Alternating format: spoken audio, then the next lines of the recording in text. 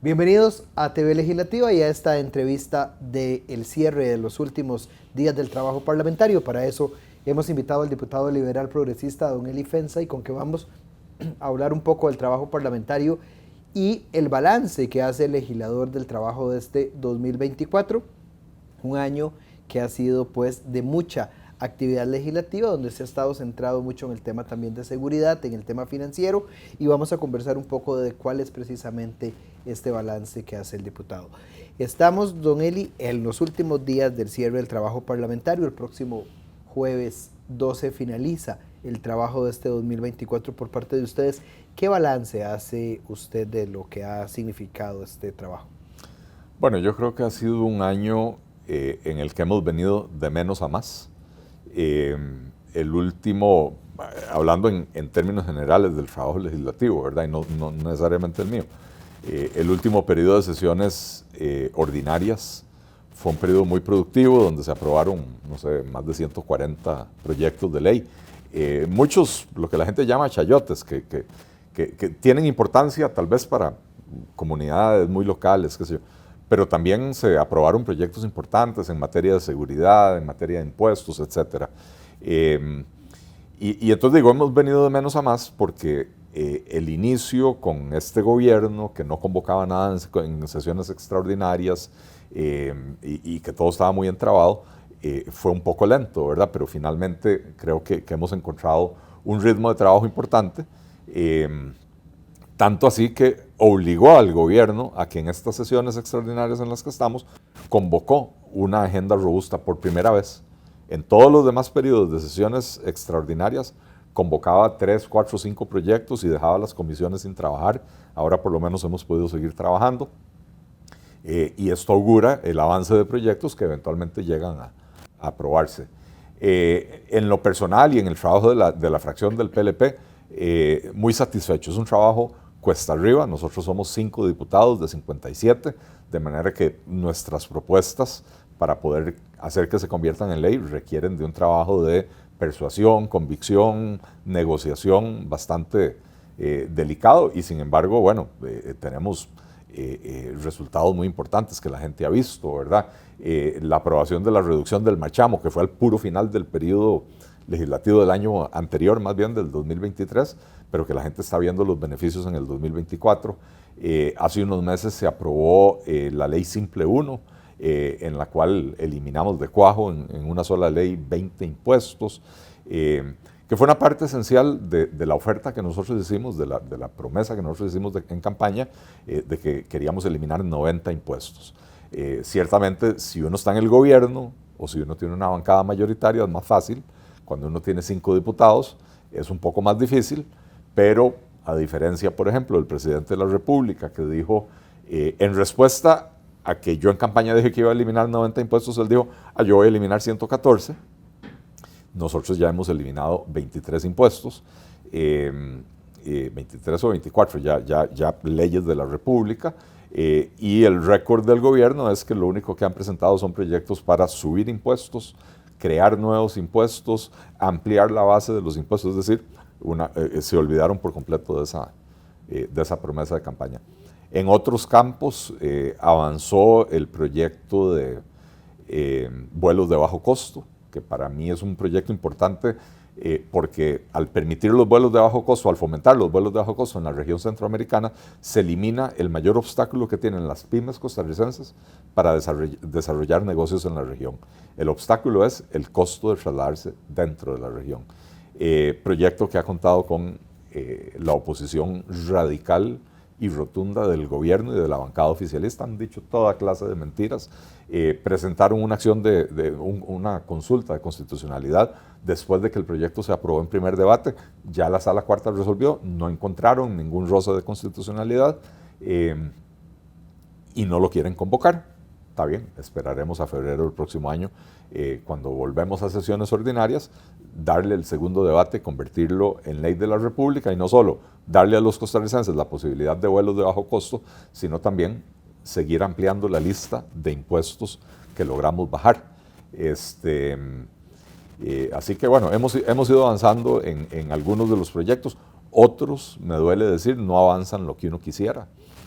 Tenemos planteadas la fusión de ministerios, los 3 ministerios económicos en un solo ministerio de desarrollo económico y competitividad, la fusión de 5 entes que atienden a diferentes segmentos del sector productivo en un solo ministerio de la producción.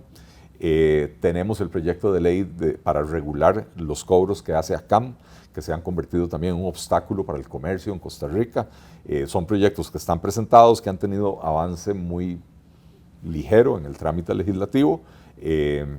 Y bueno, a mí eso me duele, pero por otra parte es cuestión de seguir impulsando, empujando para lograr que se hagan realidad. Precisamente, diputado, usted preside la Comisión de Modernización y Reforma del Estado, una comisión que se había trabajado y que se creó bajo todo el aparato estatal para reducir y disminuir esas más de 300 instituciones que tiene el aparato estatal. Usted ha señalado mucho la necesidad de esta acción. ¿Qué respuesta ha tenido el resto de los diputados precisamente para poder avanzar con estos temas, y desde el gobierno de la República también con el cambio que se dio del Ministerio de la Presidencia, que pareciera también ha ayudado un poco a la mayor cantidad de proyectos convocados en las sesiones extraordinarias? Mire, le voy a contestar con una analogía. Cuando se dictaminó el proyecto, el simple 1, el que eliminó los 20 impuestos, se dio una gran discusión en la comisión, eso era en la comisión de hacendarios, porque los diputados de la comisión sacaron del proyecto de ley 2 o 3 impuestos que yo había puesto ahí. Uno era el que tenía que ver con el jabón de tocador, el otro tenía que ver con un impuesto a la actividad ganadera, ahora no recuerdo específicamente. Bueno, hubo 2 o 3 impuestos que ellos... bueno, había un impuesto a los parques de diversiones, cuya recaudación histórica es 0. Y aún así hubo diputados que se opusieron a quitar ese impuesto. Y entonces estábamos en esa discusión y un diputado dijo, yo quiero felicitar a don Eli para que siga buscando impuestos que no recaudan mucho, que no recaudan nada, porque esos hay que eliminarlos. Yo, no, señor, usted quiere una reforma tributaria de verdad, tiene que entrarle a los impuestos que sí recaudan y perderle el miedo a eliminarlos y compensar esos ingresos de otras maneras. Bueno, lo mismo pasa en reforma del Estado. Todo el mundo de la boca para afuera está de acuerdo con la reforma del Estado, pero en el momento que usted plantea el proyecto específico, siempre salen los defensores. Y le voy a dar un ejemplo que es real. Estábamos discutiendo un proyecto de ley de iniciativa del gobierno de reforma del sector vivienda, tengo que decir un proyecto pésimamente mal planteado, porque era un proyecto en el que ellos planteaban fusionar el INBU, el BAMBI y el Ministerio de Vivienda en una sola institución. Usted no puede convertir a un ministerio en banco, o sea, un ministerio no puede hacer las funciones de un banco. Entonces usted podría sacar del INBU la función regulatoria, ponerla en un ministerio, donde regulan el urbanismo, y usted podría sacar del INBU la parte de los programas estos de ahorro y crédito y trasladarlos al BAMBI, que son negocios más o menos similares, ¿verdad? Y entonces de 3 termina con 2. El proyecto era pésimo, pero independientemente de eso, el proyecto proponía algunas reformas interesantes en cuanto al tema de los bonos de vivienda, por ejemplo. Y ellos proponían cambiar por completo la naturaleza, que el bono no sea completamente gratuito, que la persona pueda pagar de acuerdo a su capacidad, así sea 1,000 colones al mes, pero que la gente sienta que está pagando su casa para que haya una sensación de propiedad y no de que simplemente me lo regalaron, ¿verdad? En esa discusión se para un diputado de Liberación Nacional y dice, es que ahora no recuerdo el detalle, pero se para y dice, nosotros no vamos a permitir que se cierre el INBU porque esa fue una creación de Pepe Figueres y esta es la herencia de la Liberación Nacional al pueblo de Costa Rica. Y se para un diputado del PUSC y dice, nosotros no vamos a permitir que se toque de ninguna naturaleza el bono gratuito de vivienda porque esa fue una creación de Rafael Ángel Calderón y vamos a defender esa herencia. Y entonces, ¿cómo procedemos con la reforma del Estado si los partidos tradicionales están solo para defender el legado histórico del partido? Y no es que a mí me interese destruir el legado histórico de ningún partido, es que lo que no sirve hay que arreglarlo, hay que cambiarlo, hay que reformarlo, y si del todo no sirve hay que cerrarlo, ¿verdad? Y entonces la comisión ha dictaminado una serie de proyectos, todos los proyectos que han llegado, excepto los míos, ¿verdad? Han sido dictaminados en la comisión. Ahora estamos en el proceso de conocer un proyecto de iniciativa de la diputada Paula Nájera para que es la ley la ley orgánica del Ministerio de Vivienda. Usted sabe que el Ministerio de Vivienda existe, no existe en el papel, existe de facto, pero no hay una ley que lo respalde. Bueno, ese todavía no se ha dictaminado, pero estamos en el trámite. Entonces, la comisión ha dictaminado todos los proyectos que nos han llegado, incluyendo los del gobierno, pero los dos proyectos de fondo que tienen que ver con la fusión de ministerios, esos tienen un montón de obstáculos que impiden que se avance más rápidamente.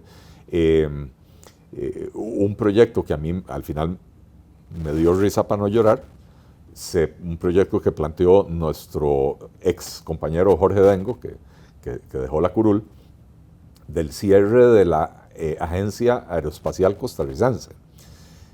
Esa ley existe desde hace muchos años, la agencia nunca funcionó, no funcionó porque en la ley se pusieron requisitos, por ejemplo, para el director ejecutivo, que nadie en Costa Rica los cumple, excepto Franklin Chang, y a Franklin Chang no le interesa un trabajo donde le van a pagar 2 millones de colones al mes, ¿verdad? Es la única persona que cumple con los requisitos. Pareciera como que la ley se hizo pensando en que él fuera, pero nadie le preguntó si a él le interesaba, ¿verdad? Y entonces, nunca ha existido, la ley está mal planteada, y a la hora de dictaminar, saltaron los diputados y dijeron, mejor no lo cerremos, dejemos la ley y después planteamos un proyecto de reforma. Y nadie ha planteado el proyecto de reforma. Yo no lo voy a plantear porque a mí no me interesa, a mí me interesa cerrar lo que no sirve y lo que no existe, ¿verdad? Nosotros volvimos a presentar ese proyecto de ley, pero ¿cómo se llama? Es una comisión muy compleja porque usted tiene al Frente Amplio en contra de cualquier cierre de instituciones, a Liberación y a la Unidad defendiendo el legado histórico de esos partidos, y a los diputados del gobierno obstaculizando todo lo que no venga del gobierno y empujando solo lo que viene del gobierno, que han sido proyectos en su mayoría muy mal planteados. Diputado, ¿cuál es el balance que hace usted del trabajo del próximo año? 2025 está ya a la vuelta de la esquina, ustedes regresan después del receso parlamentario el 6 de enero, todavía estaríamos en el periodo de sesiones extraordinarias algunos días más, a partir de febrero ingresaríamos otra vez al periodo de ordinarios hasta el 30 de abril.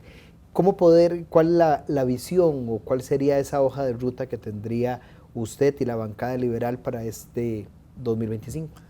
Bueno, aquí en la Asamblea Legislativa existe una enfermedad que se llama proyectitis y la gente cree que es mejor diputado o diputada por la cantidad de proyectos que presentan, no por la calidad.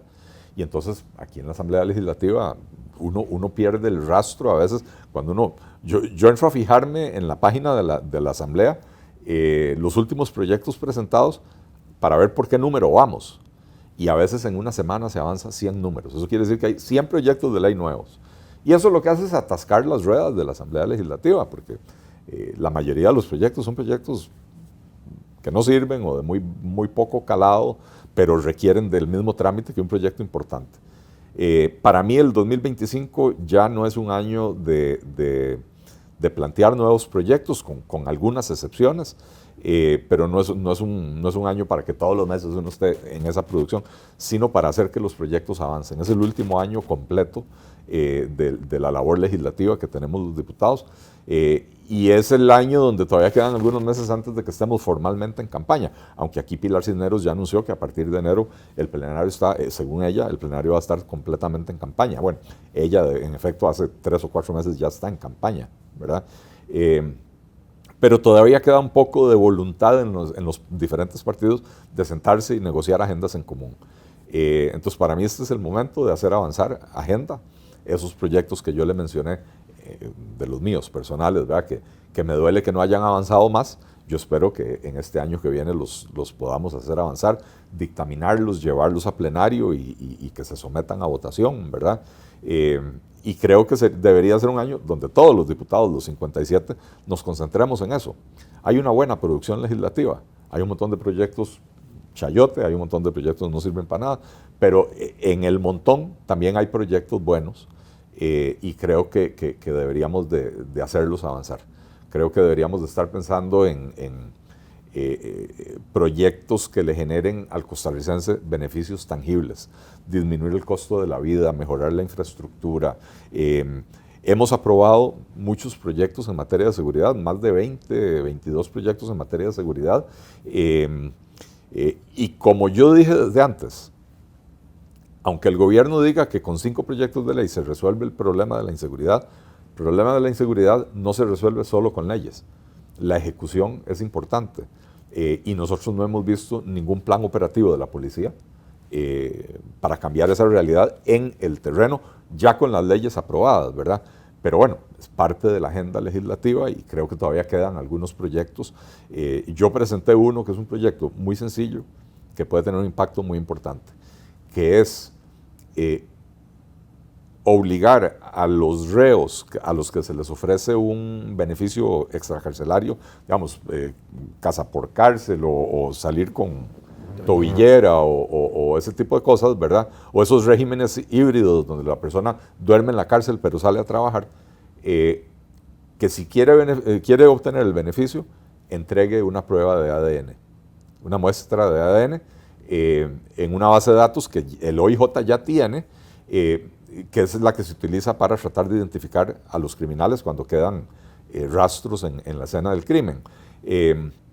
La experiencia internacional nos dice que la tasa de reincidencia es altísima entre las personas que ya fueron a la cárcel cuando salen, y entonces si los tenemos en la base de datos pasan dos cosas: si cometen un crimen los identificamos más rápidamente, pero ellos al entregar la muestra saben que ya los tienen identificados y que entonces les va a ser mucho más difícil, y entonces eso podría hacer que algunos de ellos digan, bueno, ok, me voy a portar un poquito mejor. Ese proyecto de ley está presentado, tampoco ha tenido un gran avance, pero yo espero a partir de febrero empujarlo, porque en los países donde se ha aplicado esto ha tenido una incidencia importante en disminución de criminalidad. Le agradecemos al diputado con este cierre de este importante proyecto de ley, al cual le daríamos seguimiento el próximo año para ver el avance de esta legislación que vendría también a fortalecer las acciones contra la delincuencia y el crimen organizado, que sigue siendo todavía un flagelo en el país. Le agradecemos al diputado del IFENSA, de Liberal Progresista, que nos haya acompañado acá en esta entrevista de balance del 2024. Lo invitamos a que siga con muchísimo más información. Muchas gracias.